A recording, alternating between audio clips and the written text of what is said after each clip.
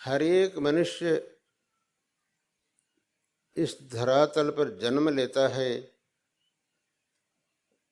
कुछ साल रहता है,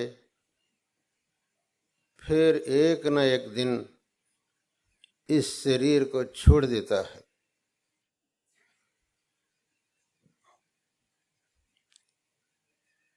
वो अपने जीवन काल में कई लोगों को अपने बंधु, अपने हितैषी, अपने मित्र ऐसे समझकर उनको बहुत मदद करता है, लेकिन जब वो इस शरीर छोड़कर चला जाता है तब उनमें से कोई भी इसके साथ जाएगा क्या? जिनको बहुत प्रेम से उसने मदद की, उनमें से कोई भी ये शरीर छोड़ने के बाद ये जो जहां जाता है वहां कोई भी जाएगा नहीं।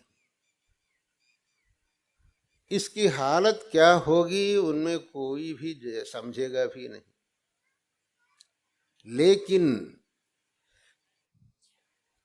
इस शरीर छोड़कर हम जाते हैं तब एकमात्र चीज हमारे साथ आता है, वही है धर्म।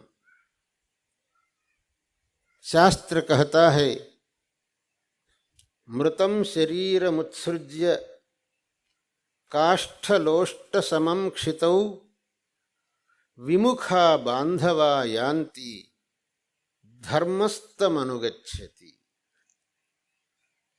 ये सारे बंधु बांधव तुम्हारे मृत शरीर को वैसे ही छोड़कर चले जाते हैं, लेकिन इस जन्म में तुमने जो धर्म किया है वो केवल तुम्हारे साथ आएगा। हम महाभारत में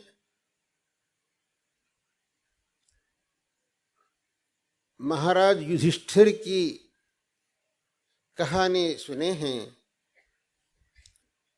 जब युधिष्ठिर इस मर्त्यलोक को छोड़कर स्वर्ग की तरफ चलता है तब उसके साथ उसकी पत्नी द्रौपदी और अपने 4 भाई निकलते हैं। वैसे ही जाते जाते कुछ दूर जाकर सहदेव रुकता है, और कुछ दूर जाकर नकुल, और कुछ दूर जाकर अर्जुन, कुछ दूर जाकर भीम।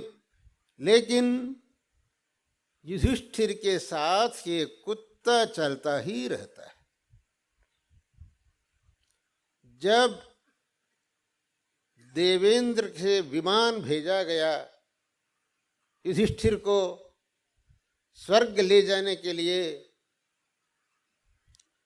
तब जिन्होंने उस विमान को लाया वे युधिष्ठिर से कहते हैं, चढ़ो ये विमान।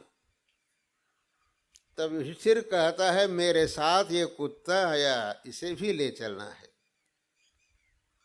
वो कहता है, कुत्तों को विमान में स्थान नहीं, कुत्तों को ले जा नहीं सकते, आपको अकेले ही आना पड़ेगा।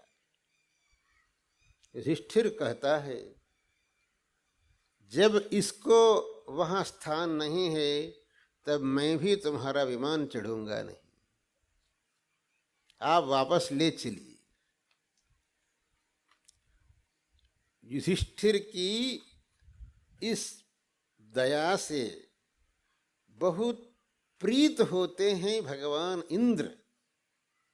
वे स्वयं आते हैं और कहते हैं युधिष्ठिर से, तुम्हारी दया से मैं बहुत प्रसन्न हुआ हूं।